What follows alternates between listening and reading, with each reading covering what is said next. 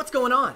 We are sinking into pits, but not that kind of pit to talk about today. We're going to talk about armpits because there's one brand that decided to ignore Amazon, go about, launch a business, crush it, and now they brought all that demand and attention to Amazon.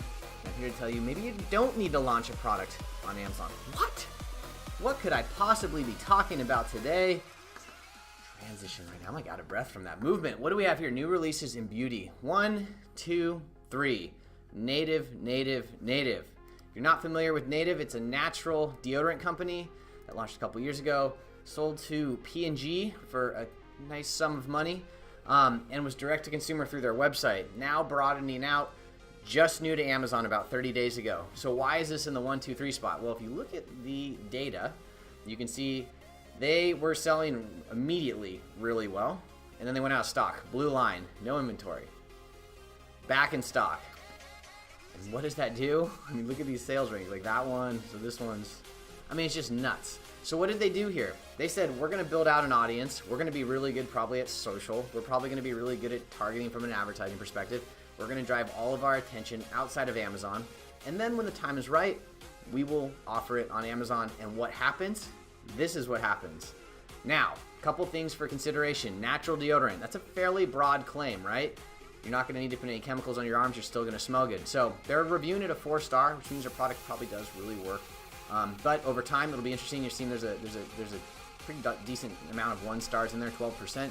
Over time, we'll see if that pans out. When you sell direct on your website, you have the opportunity to hide those reviews right here, like 7,600, 5-star reviews. The other thing I like that they're doing here is they're doing price parity. So right here, one-time purchase, $12. One-time purchase over here, $12. I also like that they're not selling direct to Amazon. They've done this themselves, Native Deodorant. They have a limited number of SKUs. That makes it a lot easier to sort of go about it. And they are also, one more consideration, they have a subscribe and save model here. They have bundles here. They're doing stuff on their website because they know that the consumer that buys through their website, they can do a whole lot more than the customer that buys through Amazon. They can retarget to them.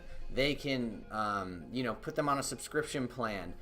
They can communicate with them via email. You can't do those things as readily when you sell direct to, or when you sell on Amazon.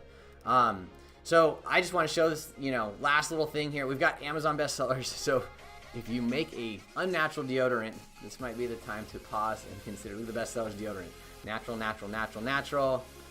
Natural, Old Spice. And then we go back into the more natural. If the tide is shifting, and I think you're going to start seeing more of these companies get scooped up by the bigger manufacturers of the unnatural deodorant products. That's all I got. If you guys have other examples of D2C brands that are now going B2A, I would love to see it. Out.